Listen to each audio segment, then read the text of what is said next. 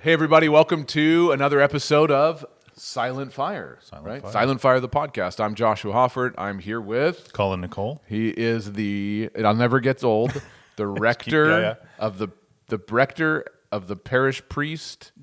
Yeah, both. Yeah, both. Rector and the parish priest. What's the difference? Rector's a formal title, I guess. Okay, so the rector and the parish priest of St. Mary's and St. John's, the Anglican churches in Summerside, and technically St. Eleanor's. Yes, indeed. And I'm Joshua Hoffert. I oversee and run Wind Ministries, and we're based in Summerside as well. And so we have a podcast where we talk about experiencing the life of God and what that looks like across the board denominationally, looking to find common language about how we come to know the heart of God and the types of experiences we have and that kind of stuff. So we interview Anglicans, we've interviewed Catholic, interview non-denominational, charismatic, evangelical, across the board. You know, we're just branching out more and more and more. So we want to know what's the common expression that we have in terms of knowing the heart of God and coming to know and understand Jesus. And so today we have a special guest with us. We do. And Colin. It's not me. It's not Colin. No, but he is a special guest, but it's not Colin. That's right. No, we're joined today by Alvin Kaufmann, who is a new friend to me, but someone that Josh knows. And we're talking to Alvin today because Alvin has recently written a yet-to-be-released book. Is that right, Alvin? Just on the cusp. Yeah, just on the cusp, yeah. Just on the cusp.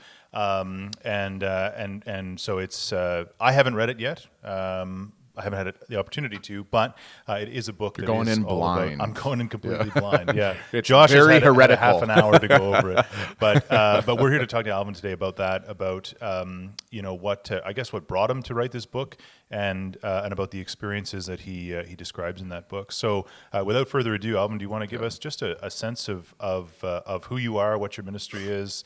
And how this book came to be for you. Yeah, and the book. We'll turn it over to the book's called "The Now God, Hearing from God Today." The Now God, Hearing from God Today. I gotta write these things down. And I've got it written down in front of me, so it's not fair. So it's just coming out. And so Alvin, tell us, like Colin said, your ministry, your life. You're pastoring a small church in Saskatchewan, and so tell us a little bit about how that came to be, and then lead us into the book. Sure. Yeah. Thanks, guys, for having me. It's truly an honor to be here. My name is Alvin, as they said. I'm a pastor. I'm 34 years old. I have a family, a wife. I've been married to 6 years, and I have 2 kids and another on the way. So I have 2 boys, Isaiah and Jeremiah. So those are the 2 prophets of the house. and then we have a daughter on the way too in January. So it's going to be busy here. Yeah. And so I'm from Saskatchewan, Canada, and I met Josh online and doing similar ministry things. So a little bit about my ministry. I'm a pastor, as you did mention. I've been here for about a year now. I pastor a small town church in Saskatchewan in Sturgis. It's about a town of about 600 people. We have a little bit of an older congregation, but they're hungry for God, as I would say in my language. So they want to see the Spirit move, and they believe in the gifts of the Spirit. And so we want to express that in our services, and we believe in that. So that's a little bit about that aspect of my ministry. I also do a lot of online ministry, I call it. So years ago, probably about 8 years ago, I started I joined this email list from a friend that I met online, and they would actually have people write in requests for prayers or prophetic words. And so you'd get this name, and some of the names would be African names, and it wasn't really easy to distinguish whether it's a male or a female you're writing to. So that's kind of an aspect of not confusion, but you didn't have much interaction. So basically you would write, either a prayer or something prophetically that you felt the Holy Spirit giving you. And so I did that for probably 6 or 7 months. And it was kind of growing in my prophetic gift and, really stretching my faith, because you wouldn't have immediate feedback. You would just send this email off, and weeks later you would get a response as to what you would write in this. And people like there was, 90% of the time, just I wouldn't say 90% of the time, but honestly, you would be like, hopefully this is right. As you're writing this email, what you feel the Spirit impressing in your spirit to give them. And there would be such feedback. I remember getting letters in the mail actually from people being impacted by that. And so that's kind of how I honed my gift, or to hear God and to distinguish this is the Spirit of God speaking to me. And so it kind of kept me on the online ministry aspect. And I started recently during COVID doing it again, where we'd have broadcasts or dream interpretations, things like that. I've had Josh on my show. I've had some of his friends on my shows. And I just want to see people impacted and touched by God. And that's kind of the title of my book, The Now God. So the book of Jonah starts out in the New King James Version. I believe it's the only book that starts this way. It says, "Now the word of the Lord came to Jonah." And I remember doing like a study on the book of Jonah, and that whole book really, I love it. It's probably my favorite book in the Bible, but the very first verse really stood out to me. "Now the word of the Lord came to Jonah." So I call him the Now God, because I believe he wants to answer us here today, now. And I think a lot of the people that I've ran with and kind of seen in ministry or churches is we kind of go into pray and we expect God to answer us when he can or on his own time. And I've also John 2 verse 5 talks about Mary telling the disciples, "Do what he tells you to do." And as they did what the disciples did what Jesus told them to do, they saw a miracle. It wasn't Jesus that did the miracle physically. It was the disciples that carried out the actions for what Jesus was telling him to do. So I really believe in that kind of how I hear God, because I believe he wants to impact people now, today. So whether it be a miracle, or whether it be a prophetic word, or things along that nature, like that's the testimonies of my book. And so I remember, I know we can get into this, but there is testimonies where I've seen people healed just by asking the Holy Spirit, "What do I need to pray for this person to experience what you want them to do?" And I've seen the result come immediately. So it was just kind of on that I wanted to write testimonies to awaken people to the reality that God does speak here today, now, and he wants to impact our world. So Great. Yeah, that's wonderful. I love the perspective, because it can be so easy just to go about every day and forget that God is present, and God does want to move, and God does want to impact you. And it almost seems like I'm sure there's distinctions within every cultural age. Yeah. But like I was saying to Colin today, I got in the car today to come pick him up. And I've just gotten so used to listening to podcasts in my car, because when we got a new car a year ago, and when you plug it in, the podcast automatically starts playing. And so I've just gotten so used to listening to things in the car. I was going, you know what? I miss silence. Yeah. So I just hit pause, and I was in the car for like 10 seconds when I hit pause, and like 10 seconds later I was like, "What? No, hit play again." Right? Like I was just so ingrained to it in the last year. Too uncomfortable. Yeah, too uncomfortable, right? And it was interesting how I teach everybody the Desert Fathers. That's my thing, silence and solitude. And I realized I'm driving. I've gotten so used to listening to podcasts in the car that I'm uncomfortable with silence. Yeah. And it's not that I'm uncomfortable with silence. It's that I'm so used to now not having it in the car that I wanted to hit play. And it just struck another chord of how easy it is to just get distracted and forget that there can be a now God moment at any given time. So I love that that's the emphasis of the book, that God does want to speak to you. He does want to impact you. He does want to move through you. And there's a number of different stories in the book. And there's one thing in the book you talk about God speaking personally to you, and giving you hope for your own life and specific things to do in your own life. But there's also a number of times where he spoke to you about other people. And I loved some of the stories about how tenuous you were, or was it nervous you were about stepping out and actually sharing those things. And one of the stories you shared, maybe you can touch on it, is how you had gone out with a friend who had said, "Let's go to Walmart." And when you went to go share the encouraging word that you felt the Lord had placed upon you for this woman, the guy was nowhere to be found. Yeah. Yeah. So it's one of my favorite stories. I was a youth pastor in Saskatchewan, and it was, a winter snowstorm, and nobody showed up except for him. So I kind of gave him an option. What do you want to do? Do you want to do something together just as a youth pastor? And, this young guy, and he's like, well, let's go evangelize. And so, I love that he was so hungry to do that. And so I was like, yeah, let's go do that.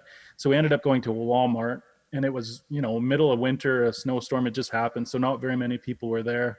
And even for me to say, let's go evangelize, and just walk up to somebody you don't know and be like, hey, do you know Jesus? That's kind of intimidating in a sense, but I kind of made up my mind that we were going to do this. And we talked about it along the way there. And I said, like, we had this idea, let's just do what we came to do, evangelize. So we ended up going to Walmart, and we walked by the first person, and we both looked at each other, because that was a person that we agreed to. The very first person we saw, we were going to approach, and we never did. So,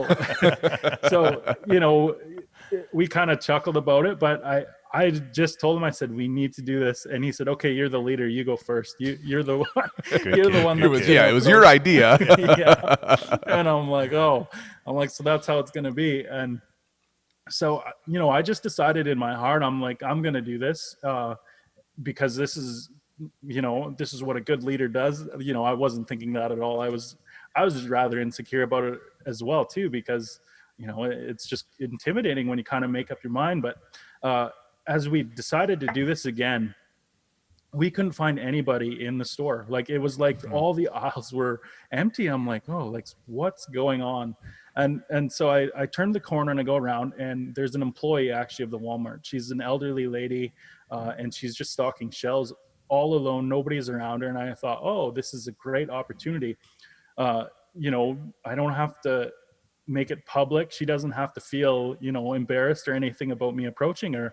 And as I started to walk towards her, just in my heart, it's weird to say in my heart area, I hear the Holy Spirit in my mind, in my thoughts, but at the same time, when it's hard to explain, but I hear him in my heart sometimes. And when I do hear him from that area, I know the accuracy is 110%. I know that this is an accurate word from the Holy Spirit.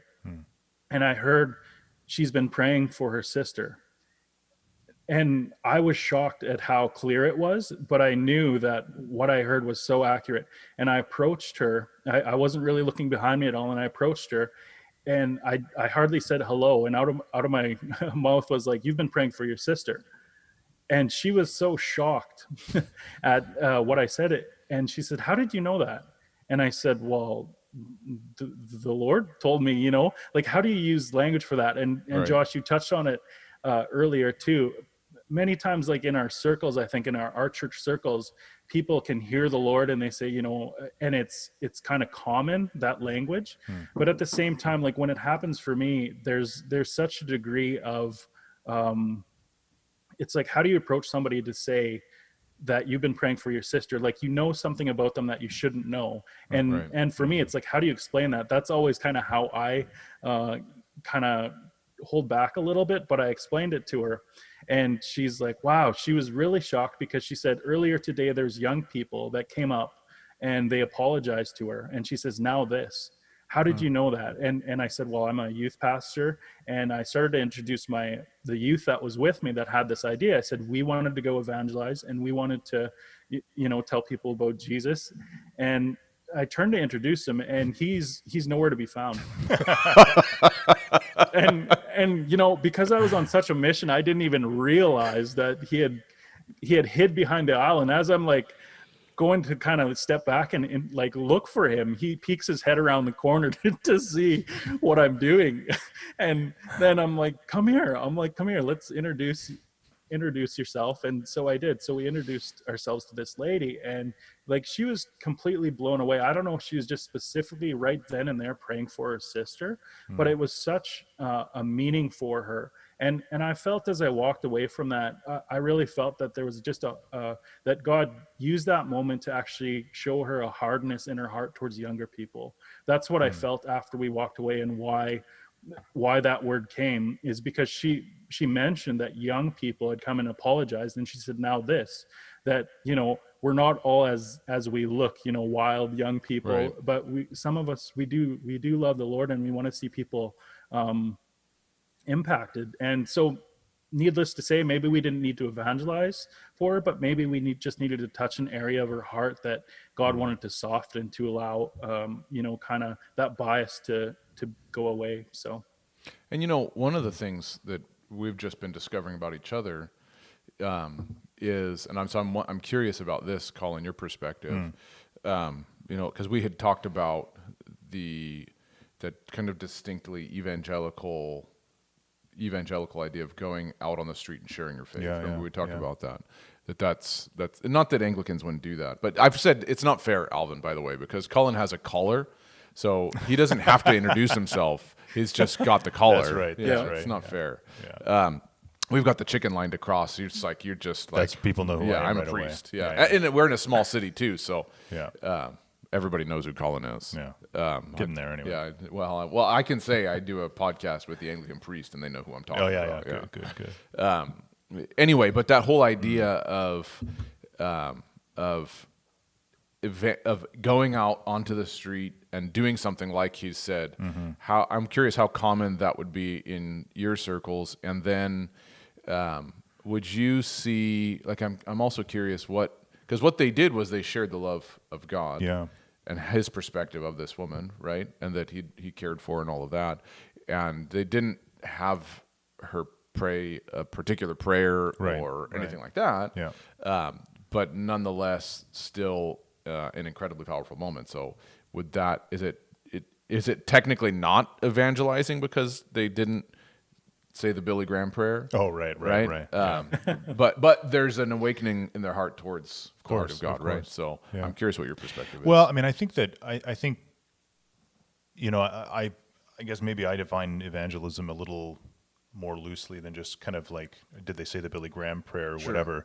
Because nothing wrong with the Billy Graham not prayer. at all, not at all. But just to say that, I think that there are many, many ways to, to kind of come to the Lord and to come to know the Lord through evangelism. And we have to always accept too, I find, that you never know what the impact, that you have on someone, or what impact you have on them will have maybe immediately, maybe 10 years down the road, right? Like, maybe, who knows, but for that, in a situation like Alvin's describing for that woman, I mean, maybe that's something that moves someone like that evening. Maybe it's something that 10 years down the road, when something goes wrong and they think, wow, that I remember that moment, like that really touched me, and I feel like I was known in that moment, and that brings them to something. So, I don't think that evangelism always has to be this moment of, really kind of bringing people to this point of saying a prayer or committing themselves or something.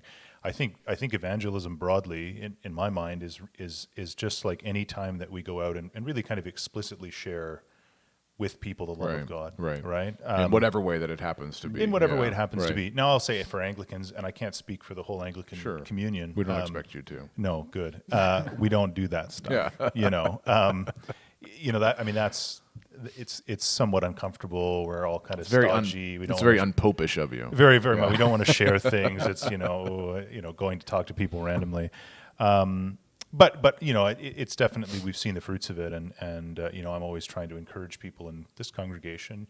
If there's someone, even if it's someone in church that you haven't seen for a while, or that showed up, just go see them, call them, like reach out to them, tell them they're missed, tell them they're loved, pray for them.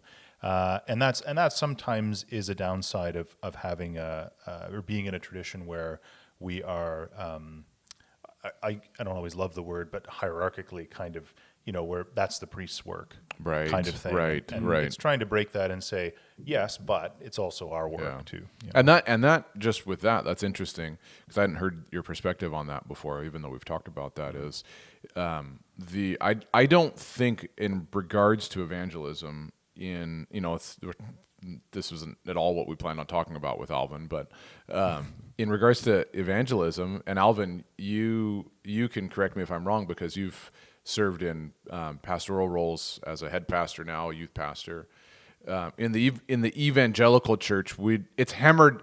It's almost a guilt trip thing at some point where if you haven't shared your faith, you're only as good as that's the extreme version of it is you're only as good as the last time you actually shared your faith with someone. That you can kind of grow up with that type of mentality as I actually feel guilty if I don't. Right. And so I think there's things we've talked about that the evangelical church definitely practices that I would say we probably shouldn't do that in the Anglican church. Worship, right? Right. The understanding Right. we've talked about that. But in terms of evangelism being just the work of the leaders, I don't think that mentality really holds water in the evangelical church because so much of the evangelical church is based around how are we sharing our faith and how is that happening. Yeah. Alvin, what would you comment on that? Yeah, I think so. I would agree with what you said, Josh. But at the same time, I think one of the things like that I grew up with was programs that actually there was a program called Street Invaders, and it's called like discipleship through evangelism. So that's kind of the model. And when you go to this program, you're signing up for that. You actually have to share your faith. You can't, like, if you come, this is what you need to do. It's not an option. And so a lot of like growing up, like that's what kind of the mold of I grew up in. So I think the thing is too is that I think sharing your faith has actually gone away a little bit. I don't know, like the practice isn't really like forced anymore. I wouldn't say it was forced before, but there was really little to no talk about sharing your faith throughout the week. And I think going back to your last point too, Right, that's a good point. Colin, is that you actually define evangelism not just doing the Billy Graham thing, but actually like sharing an act of service or the love of God in some manner, or saying, hey, like checking up on them. I think that's really good too, point that you made about that. So Alvin, in your book, you shared this beautiful story about the moment that your dad dropped you off at university. Was it seminary or was it just university? It was a Bible college. Okay, yeah. He dropped you off at a Bible college, and I still resonated with this story because I remember moments that I had with my father that were absolutely very similar. And he shared with you how proud he was of you. Right? And then there was a moment 15 years later where God really revisited that. And so you shared that in your book about how profound and how powerful those two moments were for you. And I'm curious, just in the whole thing, I think I caught it right in reading your book, because I don't know a lot about your history, is that you spent a lot of time in foster care and were adopted, correct? And so just that moment of a father expressing his love, and then that being a resonating moment for the love of the father. Can you just touch on that? Because I mean, there's never a day in Christianity, church history, whatever, where that message is not vitally important. And so I would love to hear your perspective, having been adopted and then having had that moment. I mean, there's people that have their natural father has never said anything like that to them. And could you weigh in on the profoundness of that experience that you had? It's in the book too. It's in chapter, I've got it right here, chapter 9. Beautiful story. Yeah, and I think that's when we kind of another reason why I wrote the book, and I tried to have a wide variety of stories, whether it be dreams like you guys have mentioned before too, and like stories where I hear God for others. But I think the biggest thing is the most profound moments that I've had with God is hearing God for myself. Right. And just like that story that you mentioned, and how that did happen like over 15 years ago or whatever it is. And so just in a nutshell, my dad dropped me off at this Bible college, And as we're getting out of the car, it was a stormy, blustery night. And it was a total God thing that I even came this second semester to be at this Bible college. And so as he's dropping me off and they're preparing to leave to drive back, like the 5 hours that he brought me that night, he just says to me, Alvin, I'm so proud of you. And I couldn't even respond because my heart hadn't heard those words a lot growing up. Just like I think many men of that age, they never heard it from their fathers. So they never really passed that on to their sons either. And so I totally understand that, but I didn't realize at the time why I was crying. And I remember just being in a time of prayer where the Lord brought that memory up, and it was just in my imagination, in my mind's eye, I could see the whole picture clearly portrayed out. And I remembered that moment, and the Lord just showed me like why I started to cry. It was because I hadn't heard those words very much growing up. And when I did, I associated those words with doing something for ministry or going to a Bible college or, doing something for the Lord, so to speak. And so ever since then, being that I never heard those words until I did that, I call it a performance-based identity. So I always tried to perform in ministry or perform in doing things for God because I wanted to hear those words again, because that's what I associated it with. And so the Lord reminded me of that, and he showed me how I had created this mindset where I was always working towards God in a sense, rather than just accepting that I'm his beloved son, and I don't need to perform for his love. And so that's kind of the moral of that story. And being adopted too, I've gone back through my history, and I continue to do it. And I see how abandonment and rejection have been two key things in my life that I always have to constantly battle, whether it be in my marriage. My wife will say something that, she says, Alvin, can you go and do this? To me, what I hear is, oh, I didn't do this, I'm not a good husband. Right. Does that make sense? Yeah. So it's not her actually saying those things, it's how I receive it. Yeah. And so then I need to actually say, hey, what issues is going on underneath the surface? There's rejection there. So that's the voice of rejection talking to me, rather than my wife saying, hey, I need a help here. And so it's a constant battle for me, even in ministry too. If somebody says or asks me a question, sometimes I will take that, and eternally inside, I will take that as, hey, I didn't like your message today. Right. And I'll have to battle that and be like, okay, they're just asking to understand better. And so that's a constant battle just with my background from being adopted. And I have victories, obviously, because the scriptures talk about being adopted as sons. Right, so right. I understand that, and being accepted. My mom and dad were great parents that adopted me, and they loved me. And so I have to go back, and that's a thing where God has taken me back in my story, and he showed me, hey, you always were loved. Always were loved, but this is how you took it. And so it's kind of him showing me the lens of my heart. And at the same time too, stories like that in the book have there's so many more of them where God has really just healed an area of my heart where I've had like an abandonment or a rejection issue, and that performance based identity as well too. So Right. That's beautiful. I've thought for a long time, like I remember when I first had Savannah, our 7-year-old, our oldest daughter, oldest child of the two other boys, and just holding her, and those like profound moments of holding your first child and just going, I get it. The Father loves us, right? And how that it's not, I mean, I knew the Father loved me before then, and I knew the Father is love and God is love and all those, and it's not, and probably even more than just saying mentally I could assent to it. I had a tangible awareness of God's love before that, but holding Savannah there was like, oh, he really loves me, right? There's just that profound moment of wow. And how there's, and I remember one of the mentors in my life saying, there's just things you'll learn about the Father's heart that that'd be difficult to come to an awareness of without children.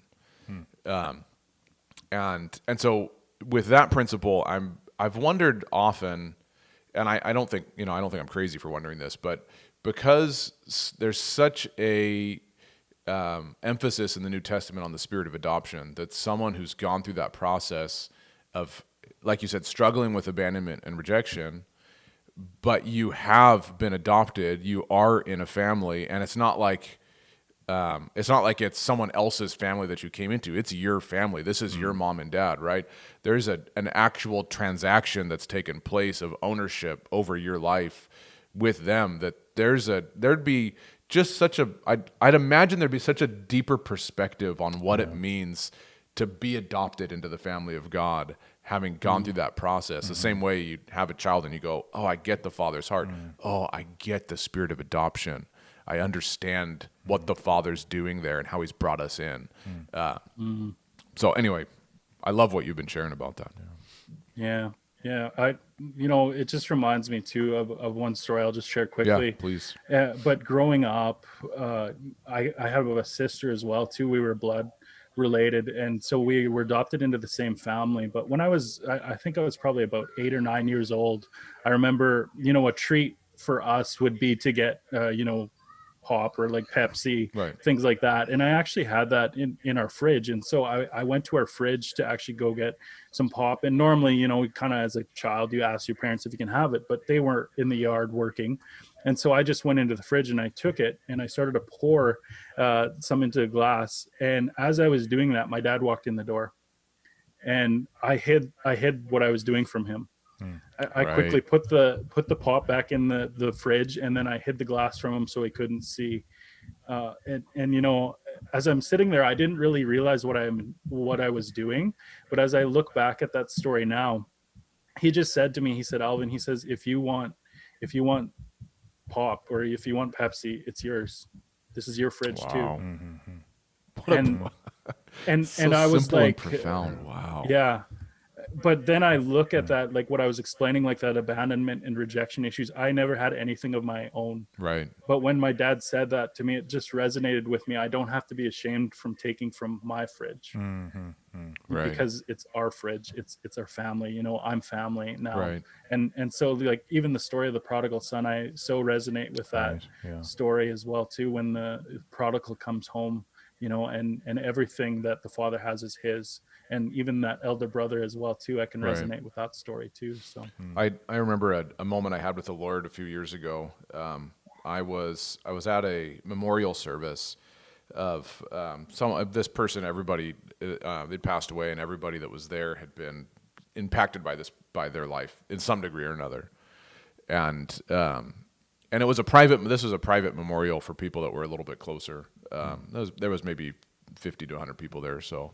And a lot of people were getting up and sharing, and I remember thinking to myself, these people that are getting up and sharing I don't even recognize them. They weren't even really part of this. Who do they think they are? Which was total elder brother stuff, right? Yeah. And that's how I was. And I realized I was doing that, like as the night went on, and the Lord really challenged me and chastised me. And He said to me, Josh, if you are a son, then you're an heir. And if you're an heir, you have an inheritance. And if you have an inheritance, it's your responsibility to welcome your brothers and sisters into that same inheritance. And so I'm just reminded of that story as you're sharing, just that simple moment of going, oh, what my father has is mine. I've never had that kind of ownership, right? And as an heir, you become an heir, you have an inheritance, and it's just I'm from California, so it's soda. yeah, it's just soda, right? Yeah. It's just Pepsi, and it's not a big deal, but it is a big deal. You have something that you can actually own that now in your father's house, you've been given something that you can just freely enjoy. And then just thinking of that as we grow in that place of being adopted into the family of God. Our responsibility, all three of us being ministers to some degree, right? Having a responsibility to say, how do we welcome other people into that place of, actually, you can receive from the Father too. And this is freely given to you as well. And his house is your house, and what's in his house is your house. It's such a profound moment for you, like you said, 8 or 9 year old. And I mean, that's one of those touching point moments that teaches you something about the Father. That's beautiful. I love that story. It reminds me. I mean, we are not to plug our podcast even further, but our most recent episode that Alvin, you might have watched, was with Steve Schroeder of the Christian Ministers Association. But we talked about don't believe the lie. One of his sort of 3 spiritual principles that he kind of walks by, espouses, and teaches from. And I can't. You got to go watch the episode. That's everyone out there. We can't articulate what it is, but that's right. But I think that a lot of especially as you said, with the 3 of us being ministers of some stripe, a lot of the work is actually bringing people to take down. It's like Alvin, you're saying, like the things you have within you and within your heart that try and kind of wrestle with feelings of abandonment or whatever. I mean, we all have these things, these lies that we try and tell us and that we are told to try and separate us from the Father's love, right? And a lot of the work of ministry, I find, is listening to others and trying to help them to see that that's a lie. And then it's like, actually, no, you are struggling with this, but actually you are loved and you are part of that family and part of that inheritance and that sort of thing. Right. Yeah, that's beautiful. Oh, there's a lot of work to be done. Yes. Yeah. Yes. Yeah. So Alvin, how can people find you? What you've got? I know you've got some Facebook pages you manage and run. You've got the podcast. I think you said your episodes are fairly old on the podcast, but there is that stuff there. Your book. How can they get a hold of you? How can they find the book? Show us the book, and show us that stuff. Yeah. So here's the book, The Now God, Hearing God Today. So Darren Canning actually did the foreword to it, and you can find it on Amazon if you just search The Now God. So it will be released on Amazon as well too, so you can order it. And you'll find the links, by the way, you'll find any link that he talks about here, you'll find in the description of the video. Yeah. So I did pre-orders for the book as well too. So we just the box the other day, so it was exciting for us, and we've signed a couple, and cool. I've written a few scriptures that came to mind as I signed it for the people that did pre-order it as well too. And I do have a website. It's actually servantsoffire.com. So this is kind of the name of my ministry, and I did expand a little bit out to Facebook. So I do have a Facebook page. It's called Supernatural Healing Power. And this is where I do a lot of the dream interpretations kind of ministry as well too. This is where I've done stuff with Josh and some of his friends as well too. So you can find me on there. I have a schedule usually. There'll be videos that are posted or live events as well too. And so that's the best way that you guys can get a hold of me. I'm also on Facebook. Alvin M. Kaufmann is my Facebook page and name. So. Yeah, wonderful. Awesome. Well, like I said, all those links will be in the video and in the podcast, all that stuff. Yeah. Take a look at it. Pick up the book. It's full of stories that'll encourage you, and he even shows the last chapter is full of principles, little helpful principles or helpful keys to hearing the voice of God and growing in that. And being touched by the heart of the Father. And so it's just, I love what Alvin's doing, and check him out on Facebook, especially the Supernatural Healing Power page. They're doing prayer. I mean, I love the times it's so crazy in today's day and age. That this is like an acceptable form of ministry now, right? We can actually pray. And people we've had people just totally weeping over being prayed for through the internet. Even Facebook Live comments, they're just stunned by the presence of God touching them in the moment over a simple prayer. So I love that. So check out all the stuff Alvin's doing. Alvin, we're so happy to have you on.